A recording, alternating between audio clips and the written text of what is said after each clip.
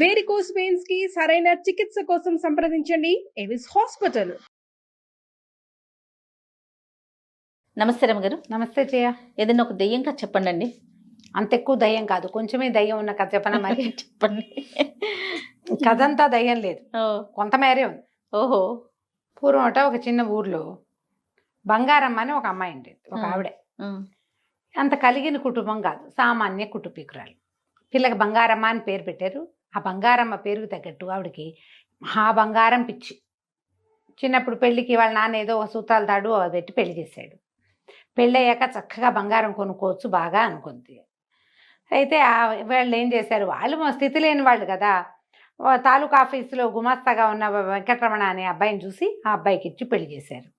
ఈవిడ ఏ సందర్భం వచ్చినా బంగారం కొను, చంద్రహారం చేయించు, వంకీ చేయించు, వడ్డాణం చేయించు అడిగేది. ఏదో చిన్న నల్లపూసలు, ఓ పైమేళ్ళలోకి ఒక చిన్న గొలుసు, ఓ ఉంగరము, ఓ చెవులకు బుట్టలు అట్లాంటివి ఎప్పుడో చేయించేవాడు. చాలా తక్కువ, చిన్న చిన్న వస్తువులు. ఇవేముంది అందరికీ ఉండేవే. అయితే బంగారం అంటే ఆయన ఒకసారి కసిరి కేకలేశాడు. నేనేమన్నా జమీందారుని అనుకున్నావా? జమీందార్ గారి దగ్గర గుమాస్తాను, నేను తాలూకా ఆఫీస్ గుమాస్తాని. నా దగ్గర అంతంత బంగారాలు నా వల్ల కాదు. నువ్వు ఇంకోసారి అడిగావంటే మీ పుట్టింటికి వెళ్ళిపోవు, నువ్వు వాళ్ళు కొనిపెడతారేమో, కొనుక్కో అని కేకలేశాడు. దాంతో హతాసురాలు అయిపోయింది. ఏదో రెండు చిన్నాలు వస్తువులు మెల్లిగా చేర్చుకునేది తప్ప ఇంకా పెద్దవి చేయలేకపోయింది. ఒక కొడుకు పుట్టాడు కాలక్రమంలో వీళ్ళకి. వాడి పేరు గోవింద్. అయితే గోవింద్కి వాళ్ళ నాన్నలాగా చిన్న ఉద్యోగం కాదు, మంచి ఉద్యోగం లభించింది. లభించేసరికల్లా ఈ లోపల ఏమైంది, వాళ్ళ పక్కింట్లో ఎవరిదో పెళ్ళైతే ఆ పిల్లాడికి బోల్డ్ కట్నం ఇచ్చారు. బోల్డ్ కట్నం ఇస్తే వాళ్ళు ఏదో పొలం కొనుక్కున్నారు ఆ కట్నం డబ్బుతోటి. ఈవిడికి ఏమనిపించింది, మనవాడికి కూడా శుభ్రమైన ఉద్యోగం వచ్చింది, పిల్లాడు చెయ్యెత్తి ఎదిగాడు, మంచి సంబంధం వచ్చి బాగా డబ్బులు వస్తే బంగారం కొనుక్కుందాం. పిల్లాడి పెళ్లికి చంద్రహారము, వడ్డాణము ప్లాన్లో ఉంది ఆవిడ. సరే, ఏదో సంబంధాలు వస్తున్నాయి ఒకటి ఎర్ర. ఈ లోపల ఈ గోవింద్ ఏం చేశాడు, వాడి స్నేహితుడు పై ఊళ్ళో ప్రకాశం అని ఒకడు పెళ్లి చేసుకుంటుంటే ఆ పెళ్లికి వెళ్ళాడు. ఆ రోజుల్లో పెళ్ళంటే ఇప్పట్లాగా ఊరికే మొహం చూపించి భోజనం చేసి వచ్చే పెళ్ళిళ్ళు కాదుగా, 4 రోజులు వెళ్ళాలి. అక్కడ 3 రోజులు ఉండి వచ్చాడు. ఈ 3 రోజుల్లో ఏమైంది, ఈ అబ్బాయి వెళ్ళి దిగంగానే ఆ పెళ్లి కూతురి బాబాయ్ కూతురు, మేనమావ కూతురు, ఇంకో పిల్ల కమల, చక్కటి పిల్ల, ఎంత చక్కగా ఉందో, చేసుకుంటూ ఇట్లాంటి పిల్లనే చేసుకోవాలని భావించాడు. పెళ్ళికి 3 రోజుల ముందే వెళ్ళాడు ఈ అబ్బాయి. పెళ్ళైన మరుసటి రోజు వచ్చేద్దామనుకున్నాడు. ఈ 3 రోజులు 2 రోజుల్లో ఈ పిల్ల వెనకాల తిరగటం మొదలుపెట్టాడు. పిల్ల చాలా చక్కటిది, చక్కగా వినయం వందనం ఉన్నాయి, మంచి పనిమంతురాలు. చూస్తే ఆ ప్రకాశాన్ని అడిగితే ఏమన్నాడు, వీళ్ళు చాలా పేదవాళ్ళు రా, వాళ్ళ దగ్గర ఏమీ లేదు, పేదవాళ్ళు, వాళ్ళు మీకేమీ కట్టం కానుకెందుకు, ఇంత చక్కటి పిల్ల ఉంటే శుభ్రంగా పనిచేస్తోంది. ఆ రోజుల్లో పిల్లలకి చదువులు, ఉద్యోగాలు, ఆలోచనలు ఉండేవి కాదు కదా. వంట చేయటం, చక్కగా ఇంటి పని చూసుకోవటం, గొడ్డు గోదా అంటే మొక్కమోడు, మొగ్గుడ్డు గోదా, పిల్ల మేక వీటిని చూసుకోవటం వచ్చి లక్షణంగా ఉంటే చాలు. సంపాదనల ఆలోచనలు అసలు లేనే లేవు.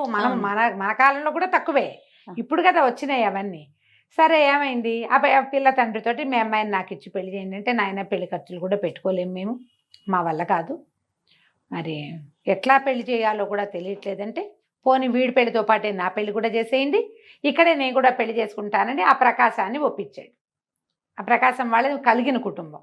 వాళ్ళు ఏమన్నారు, సరే పిల్ల నచ్చింది, ముహూర్తం మంచిది, ఎవరికైనా పెళ్లి చేసుకోవచ్చు, ఏముంది, ఇంకో 2 పీటలు ఇస్తే అదే పురోహితుడు అదే మంత్రం చదువుతాడు, అదే భోజనాలతో సరిపోతుంది అని చెప్పి ఆ ప్రకాశం వాళ్ళ మావగారు తమ కజిన్ బ్రదర్ అయిన ఈ కమల వాళ్ళ నాన్నతోటి ఒప్పించేసి పెళ్లి చేసేసాడు. పెళ్లి చేసుకుని చక్కగా మర్నాడు కొత్త భార్యని అతని మామని వెంబడి పెట్టుకొచ్చాడు గోవింద్. తల్లి చూసి నిర్కాంతపోయింది. లోపలికి వచ్చాడు, అమ్మ ఇదిగోనే నీ కోడలు, సమయం లేదు, ముహూర్తం మంచిది, నా నక్షత్రానికి కూడా సూట్ అవుతుందని చెప్పారని పెళ్లి చేసుకొచ్చాను, ఇదిగో వీళ్ళ అమ్మా నాన్న అన్నాడు. సామాన్యమైన బట్టల్లో పసుపు తాడు, నల్లపూసలు తెప్పిస్తే ఏమీ లేని పిల్ల తల్లి కళకళ్ళాడుతోంది, కానీ మెళ్ళో చిన్నమంత బంగారం కూడా లేని పెళ్లి కూతుర్ని చూసేసరికల్లా నిర్ఘాంతపోయింది బంగారమ్మ. ఎవరెవరా పెళ్లి చేసుకోవటం ఏమిటి, ఓ కట్నం కానుక మంచి చెడు లేకుండా హాత్తేరి అని తెగదిట్టింది. తిట్టేసరికల్లా అత్తయ్య దండం పెడుతుంటే, ఎవతే నీకు అత్తపో బయటికి అంది కోడల్ని. వాళ్ళేమో అలాగ, అక్కయ్య గారు పిల్ల నచ్చింది మీ వాడికి, నేను కూడా అంత స్థితిమంతుణ్ణి కాను, ముహూర్తం బాగుందని కన్యాదానం చేసేసాము, మమ్మల్ని క్షమించండి అని వాళ్ళు అంటుంటే, ఎవరు నీకు అక్కయ్య గారు పో బయటికి అని వాళ్ళని తిట్టింది. వాళ్ళ అమ్మా నాన్నని తిట్టింది, పిల్లని తిట్టింది.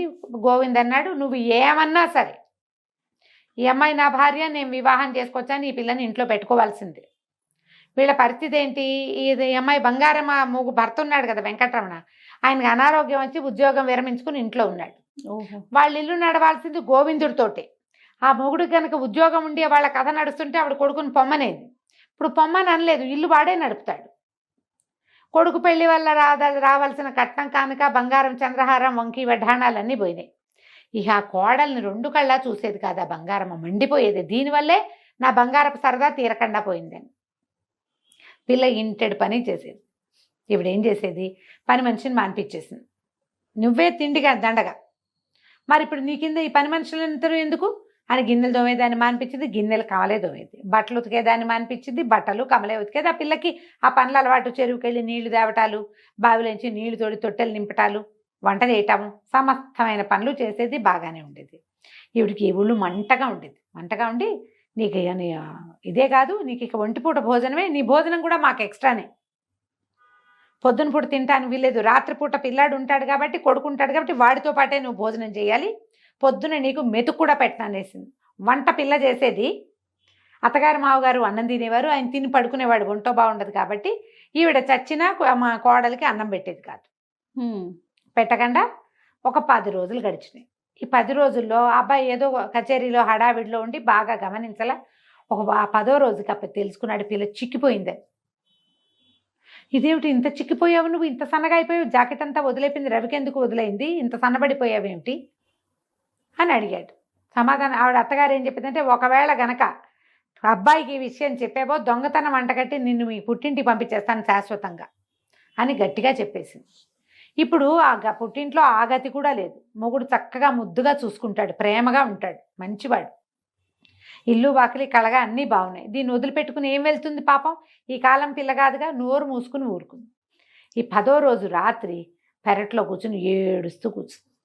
ఆకలి, పుట్టింటికి వెళ్ళిపోవాలని ఉంది, తిండి సరిపోవటం లేదు దానికి, ఏం చేయాలో తెలియక ఏడుస్తుంటే ఆ ఇంటి వెనకాల ఒక కానుగ చెట్టు ఉంది.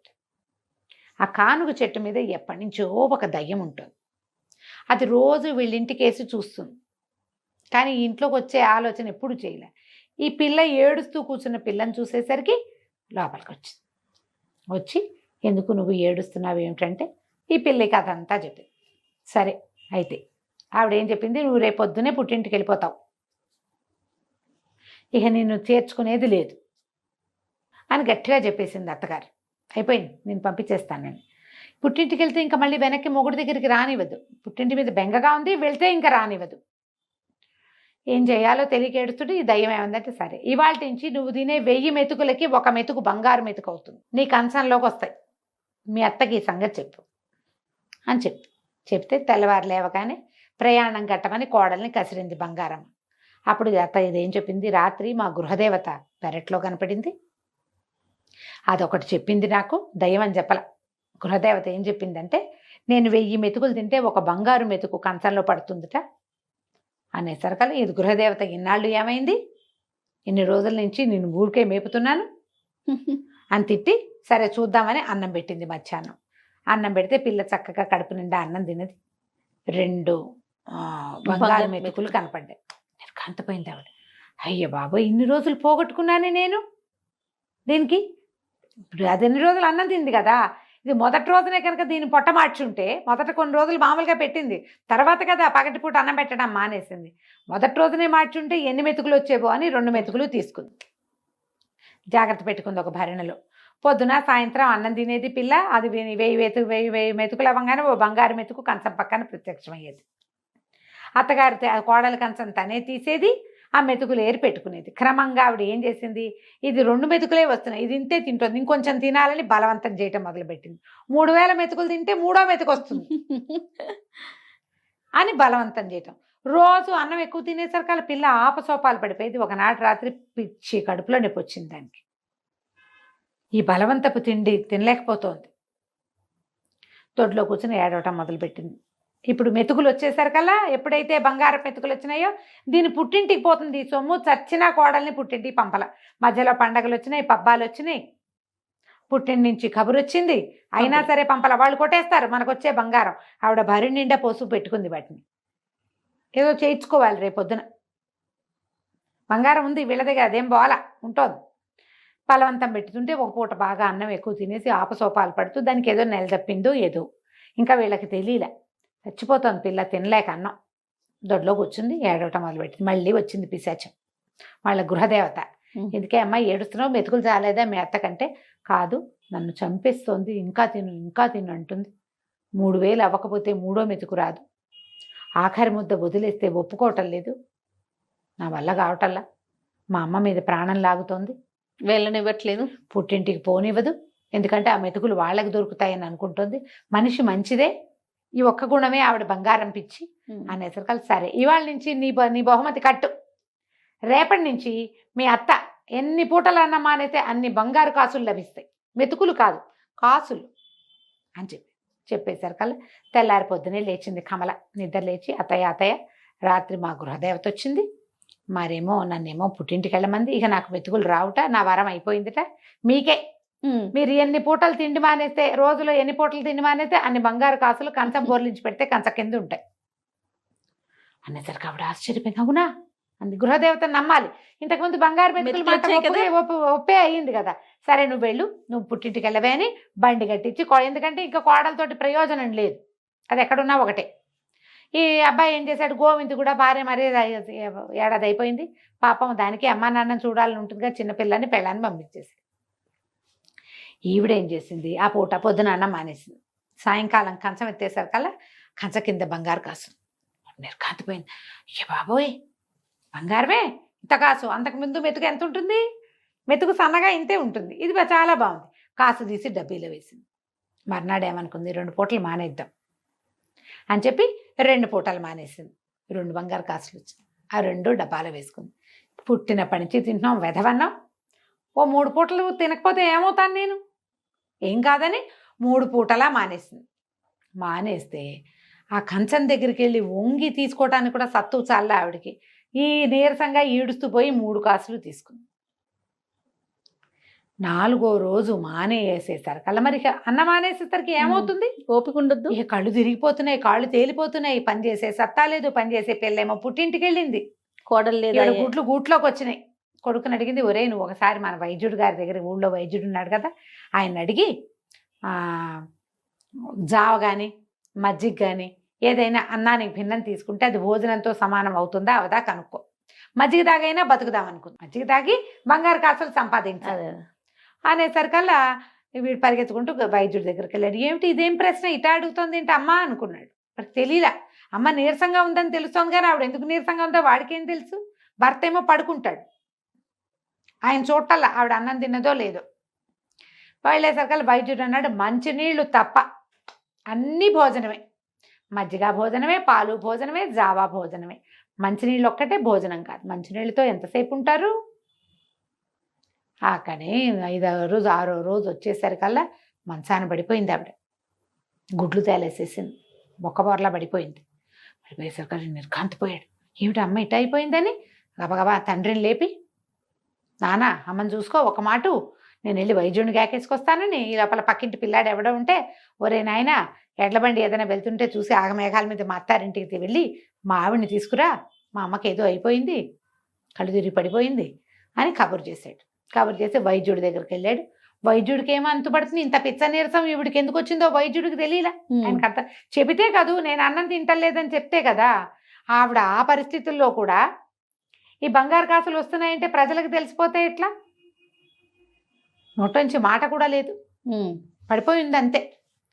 ఈ వైద్యుడు వచ్చి మాట్లాడి చేసి వెళ్ళి ఆయన ఏదో పొట్లాలు ఇచ్చేసరికి ఈ బండి మీద వెళ్ళిన కుర్రాడు ఒక 2 గంటల్లో 3 గంటల్లోనో కమలని వాళ్ళ ఇంటి నుంచి బండి ఎక్కించుకు తీసుకొచ్చేసాడు. ఈ కమలు రావటం మంచానికి అంటుకుపోయి గూట్లోకి వచ్చిన అత్తగారు చూడగానే భోర్మని, అయ్యో అత్తయ్య ఇట అయిపోయావేమిటి అత్తయ్య అని కావలించుకునేసరికి ఈవిడికి బంగారం కంటే కావలింత ఎక్కువగా తోచింది. ఎవరంటారు మన్ని, అదే కదా, నువ్వు ఇలా ఎందుకు అయిపోయావు, అయ్యో నీకు ఎంత కష్టం వచ్చింది అంటారా. 50 ఏళ్ళు వచ్చిన వాళ్ళకి ఎవరంటారమ్మా, పిల్లలే కాదు అనేది. అది అనేసరికల్లా ఆవిడ కళ్ళలోంచి నీళ్ళు వచ్చినాయి. అయ్యో అత్తయ్య నీరసం పుట్టిందండి అని గబగబా బియ్యం వేయించి అంత జావ చేసి పట్టించింది. ఆ జావ తాగేసరికి ఓపికొచ్చింది ఆవిడకి. ఓపికొస్తే కోడలు అడిగింది, ఏం చేసావు అత్తయ్య, ఎందుకు ఇట్లా అయిందంటే, కాదే అమ్మా, ఒక పూట మానేస్తే ఓ కాసు వచ్చింది, 2 పూటలు మానేస్తే 2 కాసులు వచ్చాయి, 3 పూట్ల మానేస్తే 3 కాసులు వస్తాయి కదా, వడ్డాణము వంకి చేయించుకోవచ్చు అనుకున్నాను, అన్నం మానేసేసరికి నిస్త్రాన్ని వచ్చింది అని అనేసరికి కోడలంది, అవన్నీ చేయించుకోవడానికి నువ్వు బతికుండద్దు, అదే కదా. చేయించుకుని పెట్టుకుంటే అందం ఉండాలి కదా మనిషికి, ఆ మాత్రం మటసంగా ఉంటే ఓ వస్తువు పెట్టుకున్న అందం చందం, నువ్వు ఇట్ట అయిపోతే ఇంకేం వస్తువు అందం అత్తయ్య. ఆవిడకే అనిపించింది. పిల్ల గబగబా 4 పనులు చేసేసింది. సాయంకాలం అయ్యేసరికి వేడివేడిగా అన్నం వండేసి అత్తగారికి అన్నం పెట్టింది. కాసులు లేవు, ఏం లేవు. ఆవిడకి అనిపించింది, అన్నం కదా మనకు కావాల్సింది, వెధవ బంగారం, ఎప్పుడో ఒక్కసారి ఒక పేరెంటానికి పెట్టుకెళ్ళే వస్తువుల కోసం నిత్యం ఉండవలసిన అన్నాన్ని వదిలేసుకుని దీపంలా ఇంట్లో ఉండాల్సిన కోడల్ని నానా హింస పెట్టి నేనేం సాధించాను అనుకుని ఆ గృహదేవత ఎవరో ఆవిడకు ఓ దండం పెట్టి అప్పటి నుంచి ఈ పద్ధతి అంతా మానేసి ఆ మెతుకుల్ని ఆ కాసుల్ని అన్నీ కరిగించి కోడలికే వంకి వడ్డాణము చంద్రహారాలు చేయించి కళ్ళగా పెట్టి చూసి బాగుందమ్మా అని నోరు మూసుకుని ఊరుకుంది. బంగారం భ్రమ తీరిపోయింది. అన్నం కంటే బంగారం ఎక్కువ. అదే కదా కదా, బంగారు కణికలు మింగలేం కదా మింగలేం ఎవరైనా కదా. కథ కంచికి మనం ఇంటికి. చాలా బాగుందండి. నమస్తే రమ్మ గారు. నమస్తే.